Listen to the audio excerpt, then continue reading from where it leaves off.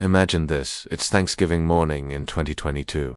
Families across America are gathering around dinner tables, phones buzzing with warm messages and holiday photos. But in Chattanooga, Tennessee, one family is staring at a message that feels wrong in a way they can't explain. The text comes from 22-year-old community college student Jasmine Pace, a daughter who never misses family gatherings, especially not Thanksgiving. The message says she's decided to stay with a friend instead of coming home. That alone feels unusual, but not alarming. Jasmine has been grieving the recent loss of her grandmother, and her mother, Katrina, thinks maybe she just needs space. But then something strange appears on Jasmine's Facebook account. A new post suddenly goes live. It reads, "Enjoying Thanksgiving with my baby." The photo attached shows Jasmine smiling in a revealing outfit, posing confidently. At first glance it looks normal, but her parents immediately notice something deeply disturbing. Jasmine has many tattoos, each one marking moments in her life, forming a kind of timeline across her body. Yet in this supposedly recent photo, those tattoos are missing. The image clearly wasn't taken that day. It must have been months old. Suddenly the warm comfort of a holiday morning turns into dread. Someone is pretending to be Jasmine online, and no one knows where she really is. As panic begins to grow, Jasmine's parents start retracing her last known movements. The night before Thanksgiving, November 22nd, Jasmine left her mother's home around 11:30 p.m., driving her white Chevy Equinox into the quiet Tennessee night. The next morning, her mother receives another message from Jasmine's phone saying she plans to stay with a friend named Emma for the rest of the week. But when Katrina contacts Emma, the truth becomes clear: Jasmine was never there. The messages claiming she wanted to be alone were sent to several friends and family members as well, yet no one had actually spoken to her. Something was terribly wrong. Desperate for answers, Jasmine's family begins searching everywhere they can. Fortunately, Jasmine's SUV has a GPS tracking feature called My Chevy. Using the app, her mother locates the vehicle, but when they arrive, their fear grows even deeper. The SUV is parked outside a condominium complex on Mountain Creek Road somewhere Jasmine has no known connection to. Even stranger, when they look inside the vehicle, the driver's seat is pushed far back. Jasmine is only 5'2". Whoever last drove this car was clearly much taller. At this point, the family calls police and reports Jasmine missing.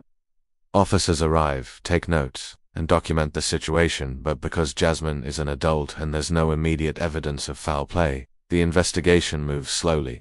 For Jasmine's parents, however, waiting is not an option.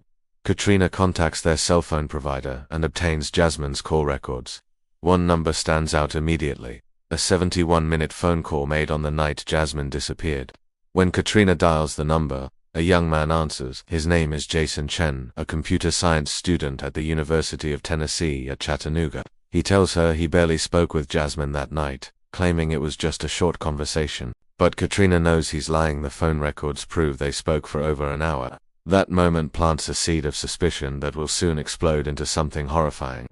Meanwhile, Jasmine's parents return to the condo complex where her vehicle was found and begin knocking on doors themselves. A security guard eventually shows them surveillance footage. It reveals Jasmine's white SUV entering the parking lot around 8:30 p.m. the day after she disappeared, but the driver's face cannot be clearly identified.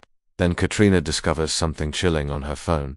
A final message from Jasmine's device sent at 2:18 a.m. the night she vanished. It contains no text, only a dropped GPS pin. The location leads to an apartment building on Tremont Street. Racing to the address, Jasmine's parents begin knocking on every door they can find. Most residents answer, but one apartment does not. Unit 210. Neighbors mention hearing loud screams and disturbances coming from that direction during the early morning hours of November 23rd. Eventually, the desperate parents manage to enter the apartment, and what they find sends a cold shock through them. Inside the small unit sits a travel bag belonging to Jasmine. On a desk, they discover her driver's license and credit cards. Cleaning supplies are scattered everywhere. The apartment belongs to Jason Chen. Police are called again, but once more the initial response feels slow and uncertain. Frustrated and desperate, Katrina re-enters the apartment multiple times, searching for clues, collecting electronics, notebooks, and phones she believes might reveal what happened to her daughter. Hours later, detectives finally return with a search warrant. As investigators begin carefully examining the apartment, a disturbing picture emerges. There are stains that appear to be blood on the hardwood floor, on the bathroom grout, and on the bedroom carpet. Spatter marks appear on walls and doors. Furniture seems to have been moved around as if someone tried to hide something. Under the bed lies a large stain. On top of the bed sits a kitchen knife. When forensic investigators spray chemical agents designed to detect hidden blood, the hallway glows bright blue. The scene is no longer just suspicious, it is clearly a crime scene. Detectives begin reconstructing Jason Chen's movements through surveillance cameras across the city. They see someone wearing a bright white hoodie driving Jasmine's SUV to the condo complex where it was abandoned. A taxi later picks up the same person and returns them to Jason's apartment building. Cameras also show Jason visiting Walmart the next morning, purchasing cleaning supplies, peroxide, bandages, and paper towels. In a strange attempt to hide the purchase, he rings some items up as cheaper groceries like asparagus. Later that evening, cameras capture him struggling to drag a large suitcase out of his building. Days pass before police finally locate Jason Chen at his parents' home.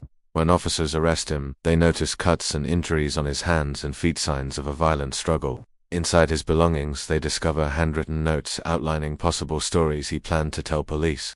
In one version, Jasmine supposedly had a history of running away. In another, he suggests her family was dysfunctional. Detectives also find a SIM card belonging to Jasmine hidden inside a glasses case. Data recovered from Jason's phone reveals a chilling detail: a photo of Jasmine standing in his bathroom taken on the night she disappeared. Even more disturbing, investigators learned that after her death, Jason used her phone to send fake messages and social media posts pretending she was alive. He even messaged another woman on Tinder saying, "I guess we're dating now." Then he casually arranged to play online video games with friends later that night, telling them he just needed to finish cleaning his apartment. Meanwhile, phone tracking data reveals where Jason drove after leaving with the large suitcase. It leads investigators to a remote stretch of road beside the Tennessee River. On December 1st, search teams walking along the riverbank find the suitcase. Inside is the body of Jasmine Pace, weighing only 98 pounds, wrapped in trash bags and bound with handcuffs linking her limbs together. The autopsy reveals unimaginable brutality. Jasmine had been stabbed more than 60 times. Prosecutors later argue the evidence shows she was likely trapped in a fetal position while being attacked. Despite Jason's defense claiming the killing happened in a sudden argument, forensic experts and digital evidence paint a different picture, one of planning, violence, and a calculated attempt to cover up the crime. In January 2025, the trial begins, and in a shocking move, Jason's own defense admits he killed Jasmine but argues it was manslaughter rather than premeditated murder. After hearing days of evidence, the jury deliberates for less than an hour before delivering their verdict: guilty of first-degree premeditated murder. Jason Chen is sentenced to life in prison without the possibility of parole. For Jasmine's family, the verdict brings justice but not closure. Jasmine Pace is remembered as a loving daughter, devoted aunt, and loyal friend who dreamed of becoming a mother one day. Her life was stolen in an act prosecutors described as especially heinous, atrocious, and cruel.